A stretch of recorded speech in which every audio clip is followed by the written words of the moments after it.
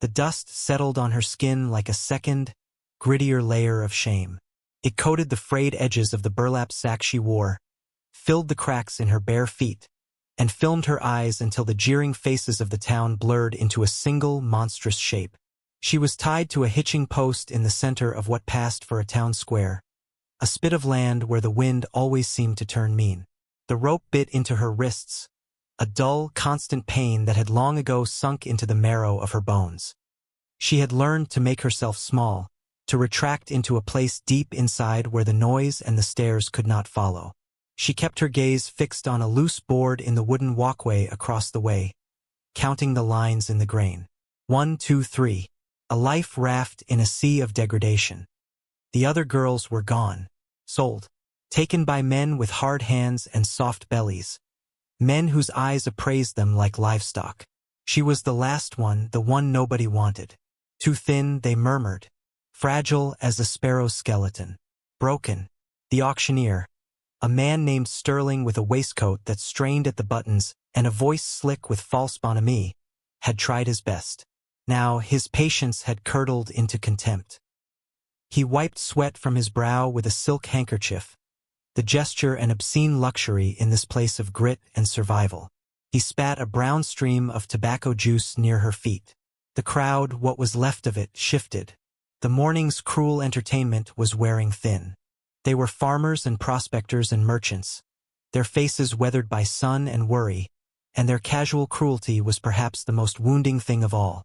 It was not born of malice, but of boredom. From the edge of the sparse crowd, a man watched.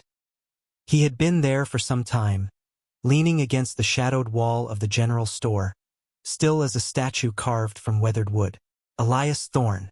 The name was a low murmur in the town, a story told in half-truths and speculation. A widower, a man who carried whole winters in his eyes. He lived alone on a patch of unforgiving land miles from anyone, a place the wind had scoured clean of joy. He wore a dusty duster, his boots scuffed and gray. He did not look at her the way the other men did. His gaze was not an appraisal. It was a long, quiet observation, as if he were reading the lines of a map. He saw the tremor in her hands she tried so hard to still. He saw the way she held her chin, not in defiance, but in a kind of profound, hollowed-out endurance. He saw the ghost of a person behind the object they had made of her. Sterling threw his hands up in a gesture of finality. "Last chance," he boomed, his voice losing its oily charm. "A beast of burden, if nothing else. Someone take this scrap off my hands." Silence answered. A dog barked somewhere. The wind lifted a swirl of dust that danced and then collapsed, like a ghost giving up. She closed her eyes. She prepared for the next thing, the final discard. To be left tied to the post until nightfall, an offering to the indifference of the plains. Then, a voice cut through the heavy air, low and with a texture like dry earth. "I'll take her." Every head turned. Elias pushed himself off the wall, his movements slow, deliberate. He did not stride into the center of the square. He simply occupied the space, his presence suddenly solid and unavoidable. The crowd parted for him, a silent ripple of surprise and curiosity. Sterling squinted, a flicker of avarice returning to his eyes. "Elias Thorne, didn't figure you for this kind of sport." He gestured to the girl with a dismissive flick of his wrist. "What's she worth to you?" Elias's eyes, pale as a winter sky, did not leave Sterling's. He reached into a pocket of his coat and pulled out a small, worn leather pouch. He didn't open it. He just held it. "I owe you for the seed and the wire from last spring," he said, his voice flat. "This settles it." A murmur went through the crowd. It was a known debt, a significant one, more than the girl was worth, by anyone's measure. Sterling's mouth opened, then closed. He was a man who understood currency, and he recognized the finality in Elias's tone. This was not a negotiation. It was a declaration. He gave a curt, greedy nod. "Done." Elias walked past him, his gaze fixed on the girl. She flinched as he approached, a small, involuntary recoil. He stopped a few feet away, his shadow falling over her. He pulled a knife from his belt, the blade worn and clean. For a terrible, sharp moment, she thought it was for her. She squeezed her eyes shut, but she felt no pain. Only a sudden, strange lightness at her wrists. The ropes, cut clean, fell away. Her hands, numb and useless, dropped to her sides. He stepped back immediately, giving her space, his face an unreadable mask of dust and sorrow. He gestured with his head toward a wagon hitched near the store. "Come on." She did not move. Her legs wouldn't obey. The blood was returning to her hands in a rush of pins and needles, an agony that was proof of life. She stared at the dust where her feet were planted, unable to lift her head. He waited. He did not speak again, did not command or coax. The silence stretched, becoming its own language. It was a patient silence, an open silence. It was not the silence of judgment she had known for so long. After a moment that felt like an eternity, she found the strength to take a single, shuffling step. Then another. She followed him, a shadow trailing a shadow, leaving the town and its gaping stairs behind. The journey was a silent procession through a landscape that mirrored the emptiness inside her. The wagon wheels cut 2 deep lines in the parched earth, and the dust lifted behind them like ghosts trying to keep pace. Elias did not speak. He sat hunched on the driver's bench, the reins held loosely in his cracked hands, his eyes fixed on the horizon as if searching for a landmark that no longer existed. The sun beat down, relentless. The heat shimmered off the ground in waves. After an hour, he reached behind him without turning and passed back a tin canteen. She watched it for a long moment before her raw fingers managed to close around it.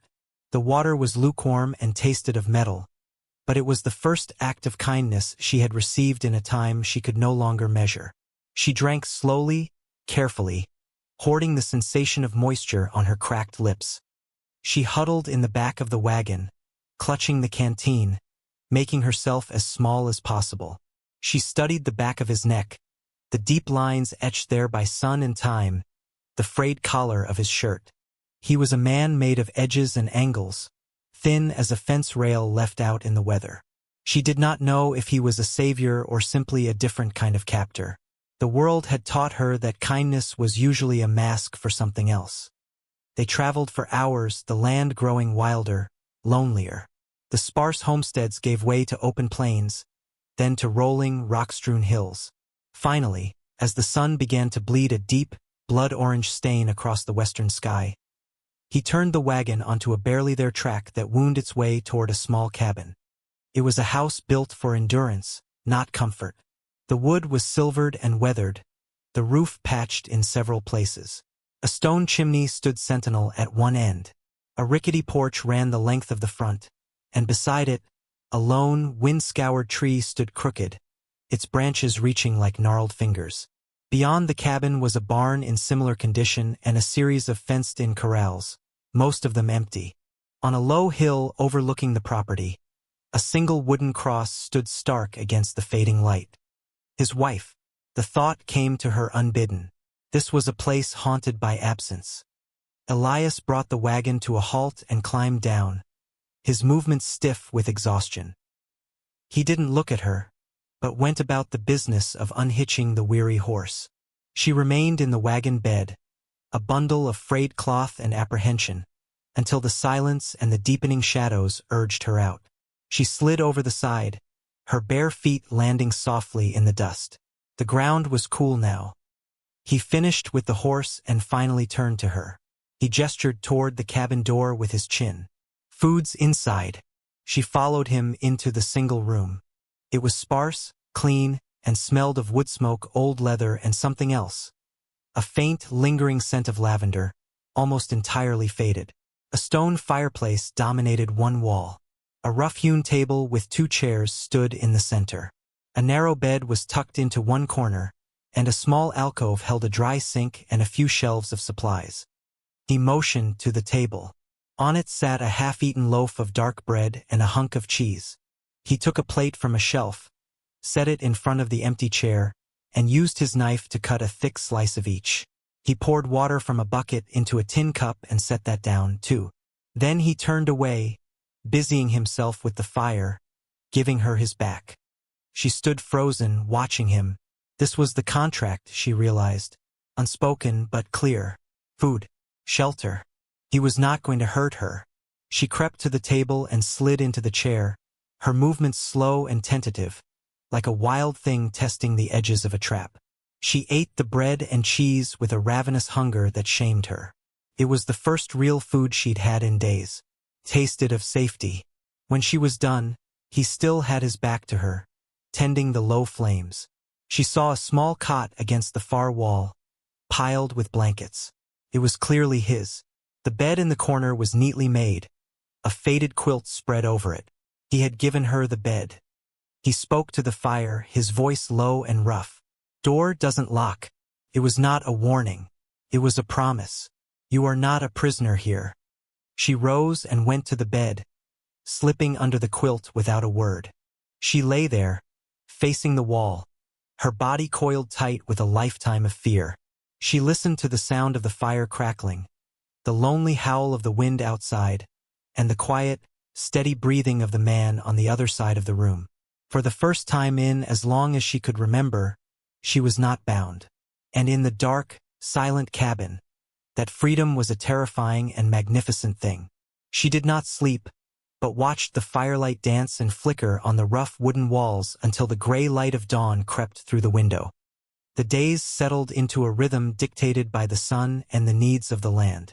A silent rhythm, stitched together with raw thread. She rose with the first light, long before he did, and he would find the fire already coaxed back to life, the chill chased from the single room.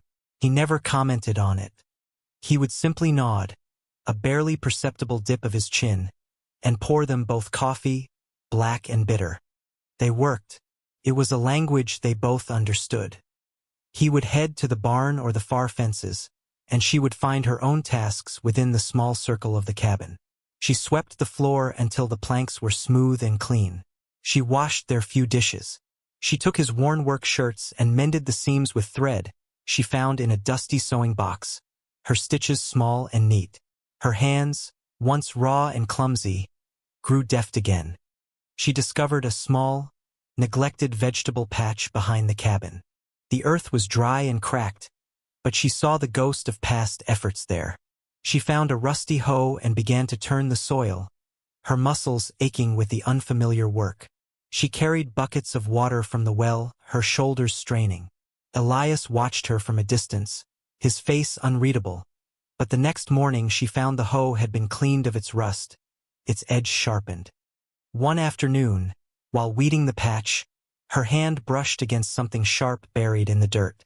It was a small, painted wooden bird, its colors faded by sun and rain. She cleaned the dirt from it, her fingers tracing the delicate carving. She knew, instinctively, that it had belonged to his wife. She held it for a long moment, a piece of a life she would never know, and then carefully placed it on the windowsill inside the cabin. When Elias came in for the evening meal, his eyes fell on the bird. He stopped, his whole body going still. He looked at it, then at her. He said nothing, but a flicker of something, pain, memory, gratitude, passed through his gaze before he turned away. The silence between them began to change. It was no longer a heavy, empty thing, but a shared space, comfortable and understood. They ate their meals at the table, the scrape of forks on tin plates the only sound. Sometimes, their eyes would meet across the expanse of wood, and in that shared glance, volumes were spoken. One evening, a cold wind rattled the cabin, a harbinger of the coming autumn. She shivered, pulling her thin burlap shirt tighter. Elias rose from his chair by the fire, went to a large wooden chest in the corner, and pulled out a thick wool shawl. It was gray, homespun, and smelled of cedar. He walked over and simply draped it over her shoulders. His fingers brushed her neck for the briefest of moments, a touch so light it was like the landing of a moth. She froze, her breath catching in her throat. The warmth of the wool seeped into her skin, a profound and startling comfort. She pulled it tighter around herself, her knuckles white. Felt like an embrace. Weeks bled into a month. She started to hum as she worked, quiet, half-remembered tunes from a life before. The first time he heard it, a low, melodic sound from the garden, he stopped what he was doing, his hand frozen on a fence post. The sound was so alien in the profound quiet of his life that it was almost shocking. But it was the sound of life returning. She grew bold enough to walk to the low hill that overlooked the cabin. She stood before the simple wooden cross, her new shawl wrapped around her. There were no words on it, just the bare wood. She knelt and pulled a few stubborn weeds that grew around its base, her fingers gentle. Then she laid a single, hardy plains wildflower at its foot. She did this every few days, a small, silent conversation with the ghost that lived between them. One night, the past came for her in her sleep. She was back at the post, the ropes biting, the faces laughing. A guttural scream tore from her throat, and she woke up thrashing, tangled in the blankets, her heart hammering against her ribs like a trapped bird. The room was dark except for the dying orange glow of the embers in the fireplace. A floorboard creaked. She saw his silhouette rise from the cot. Fear, cold and immediate, seized her. "Don't," she whispered, the word a ragged, desperate plea. "Don't lock me in." He stopped. He did not come closer. After a long moment, he simply walked to the fireplace, added a log to the embers, and sat down in the chair, facing the rekindled flames. He didn't speak, didn't look at her. He just sat there, a solid, unmoving guardian in the dark. His presence was a bulwark against the terror. She watched his broad back, the steady rise and fall of his shoulders, until the fear receded, leaving her exhausted and hollow. She eventually fell back into a fitful sleep, protected not by a lock, but by an open door and a quiet man's vigil. The next day she baked bread. She had found a sack of flour and, through trial and error, managed to produce a lopsided, dense loaf. It was terrible. She placed it on the table between them that evening, her face flushed with shame. Elias cut a piece, chewed it thoughtfully, and swallowed. He looked at the loaf, then at her. A corner of his mouth twitched, the barest hint of a smile. "That loaf died in vain," he said, his voice holding a dry, rough warmth she had never heard before. She stared at him, stunned, and then a small, choked sound escaped her. A laugh. It felt rusty and foreign in her own throat. "You didn't complain about mine," she managed, her own voice thin and reedy from disuse. It was a joke, a tiny, fragile thing, but it flowered in the silence, changing the air in the room. It was the moment the ground truly began to thaw. She was no longer just a survivor he had rescued. He was no longer just a protector. They were two people in a room, sharing a terrible loaf of bread, and it was enough. The day the dust cloud appeared on the horizon, it felt like a betrayal by the landscape itself. For months, the vast, empty plains had been their sanctuary, a buffer against the world that had discarded them both. Now that same emptiness carried the threat back to their door. She saw it first from the garden, a rising plume of brown against the stark blue sky. It was too deliberate for a dust devil, too purposeful. A knot of ice formed in her stomach. She dropped the trowel and ran, not toward the cabin, but toward the fence line where Elias was working. He had seen it too. He stood straight, his hand shading his eyes, his body a rigid line of tension against the endless sky. He didn't need to ask. He knew. They met halfway, the wind whipping her hair across her face.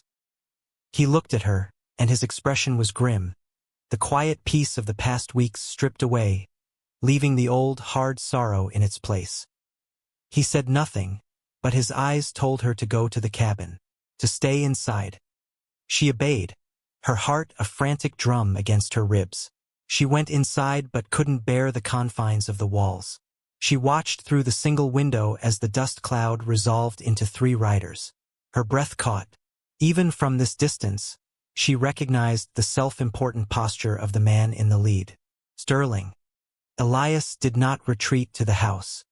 He waited in the open yard, his feet planted wide, his hands empty at his sides. It was a vulnerable stance, yet there was an authority in it. This was his land. He was not the one trespassing. The riders pulled up just outside the broken-down fence that marked the edge of the yard. Sterling swung down from his horse, his movements arrogant. His 2 men remained mounted, their hands resting near their hips. "Thorn," Sterling called out, his voice carrying the same oily confidence she remembered. He swaggered forward, stopping a dozen feet from Elias. His eyes swept over the property with a sneer, lingering on the mended porch step, the weeded garden patch. "You've been busy. Put my property to good work. I see." Elias's voice was dangerously low, flat as the plains. "She's not your property." Sterling laughed, a short, ugly sound. "A misunderstanding, Thorn. Your debt covered her keep for a time, a rental, if you will. But I never relinquished ownership. I have a buyer, a man of means who appreciates exotic things. I've come to collect what's mine." "She's not a thing," Elias said. The words were quiet, but they landed with the force of stones. Inside the cabin, she watched, her hands pressed against the rough glass of the window pane. The fear was a living creature inside her, clawing at her throat. It was the old fear, the fear of being faceless, voiceless, an object to be bartered and sold. It urged her to hide, to cower in the corner and wait for the inevitable. But something else rose to meet it, the memory of a warm shawl on her shoulders, the taste of shared bread, the sight of a man sitting vigil in the dark so she could feel safe, the feel of the earth in the garden under her own 2 hands. These small things had stitched a new person together from the scraps of the old one. This person would not hide. Sterling took another step forward, his hand dropping to the pistol at his belt. "Now you can be reasonable, Thorn, or you can be stubborn. This land has already buried one person you cared for. No need to make it 2-inch. The threat hung in the air, vile and sharp. Elias did not flinch, but a muscle jumped in his jaw. And then the cabin door creaked open. She stepped out onto the porch, blinking in the harsh sunlight. She was no longer wearing the burlap sack. She wore one of his wife's old dresses, a simple calico print she had found and mended. It hung loosely on her thin frame, but it was a uniform of personhood. In her hands, she held the rusty, sharpened hoe from the garden. She held it not like a tool but like a weapon. Sterling's eyes widened, first in surprise, then in leering amusement. "Well, look at that. The little mouse has come out to play." Elias shot a glance at her, a silent command to go back inside. She met his gaze and gave a small, almost imperceptible shake of her head. "Not this time." She took a step forward, to the edge of the porch, her knuckles white on the wooden handle of the hoe.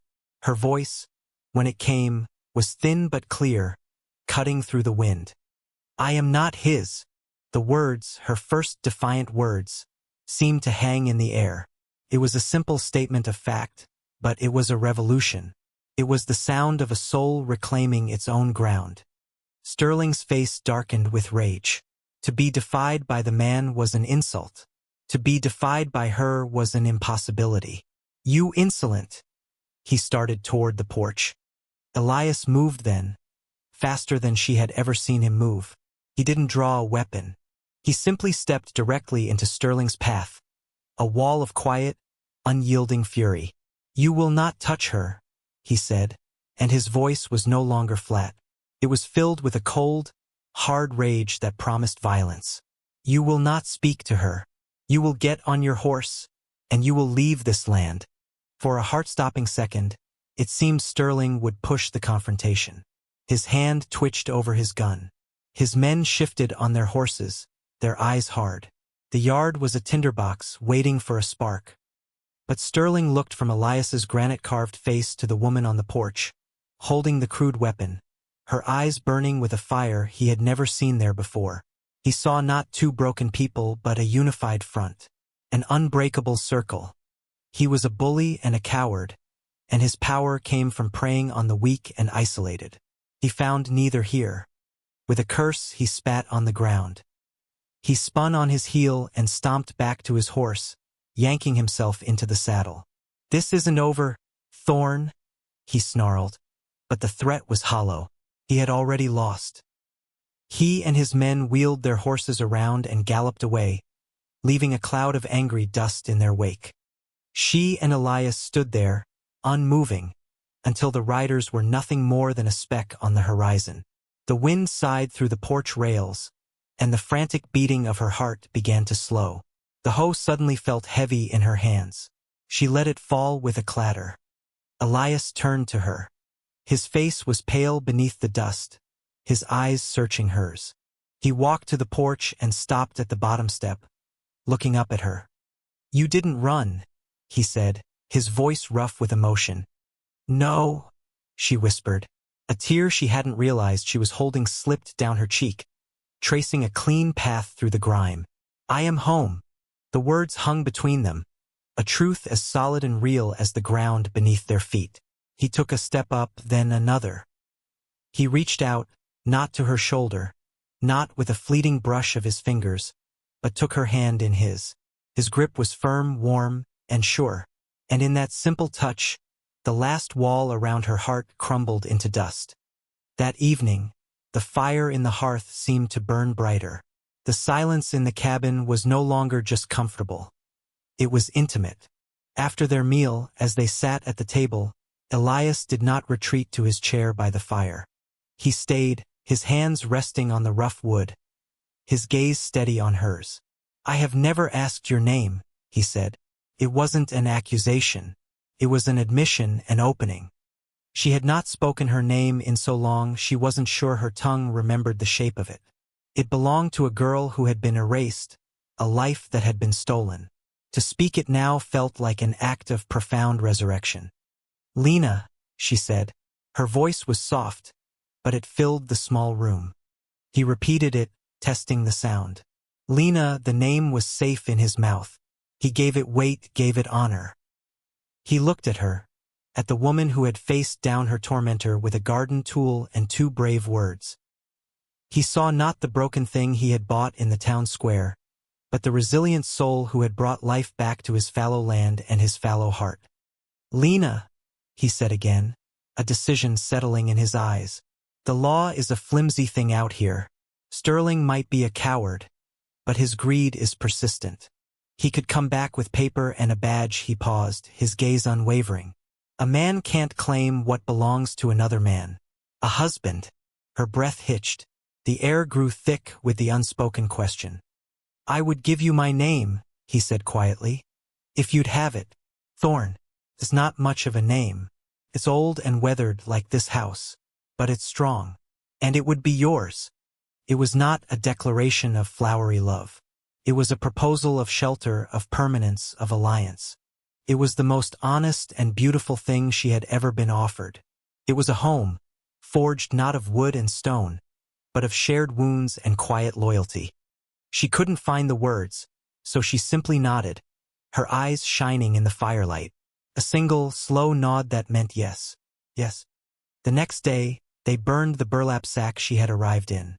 They stood together and watched it curl into black ash, the smoke rising thin and gray into the vast sky. It was a funeral for the nameless girl, and a baptism for the woman who remained. A few days later, they rode the wagon into a dusty settlement 2 days' ride to the south, a place where neither of them were known. They stood before a circuit preacher with tired eyes and a worn Bible, and with 2 quiet vows, they stitched their lives together. On the journey back, she sat beside him on the wagon bench, not huddled in the back. His arm brushed against hers with every jolt of the wagon, a steady, comforting presence. Life settled back into its rhythm, but the rhythm had changed. It was a duet now, not 2 solitary notes played in the same room. The house, which had once felt haunted by absence, now seemed to breathe with them. She hung new curtains, made from bleached flour sacks, and the light that filtered through them seemed softer, warmer.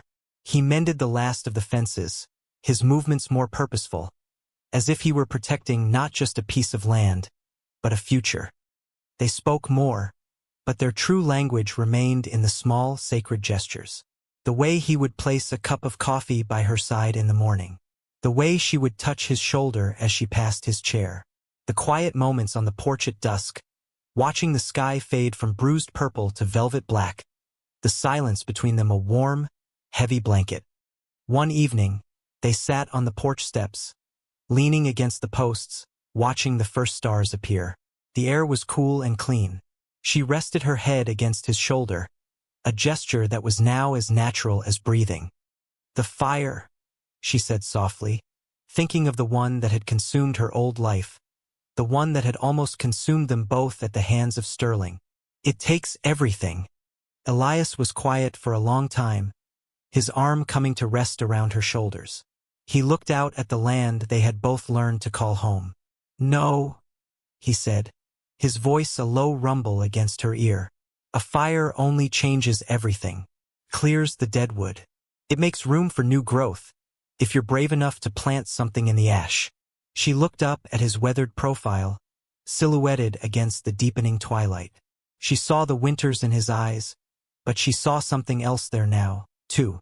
A quiet spring, a fragile, resilient hope. He was right. They were new growth, rising from the ashes of what was scarred but strong, reaching for the light. Together, the house behind them was quiet, breathing in the cool night air. Finally, a home. This story, it isn't just about a rescue. It's not about a man saving a woman from a cruel world. It's about two people, both broken by that same world, who found in each other the missing pieces of their own souls. It's a story about how the quietest acts, a shared meal, an unlocked door, a moment of silent vigil, can be louder than any declaration. It's about how real strength isn't in the fist you raise, but in the hand you offer. We all have a name the world tries to give us. Broken, forgotten, unworthy. We are told we are objects, defined by our past, by our scars, by the price someone else puts on us. But your true name is the one you whisper to yourself in the dark. It is the one you earn through your own resilience. It is the one you finally allow another to speak with honor. So here is your naming. Look at the desolate landscapes of your own life, the places where you feel abandoned and tied to a post. There is still strength in you, the courage to weed a barren garden, to speak a single true sentence, to stand your ground. And if you are brave enough to tend to the ash of your own past, you might just find that you are not building a shelter from the world. You are building a home.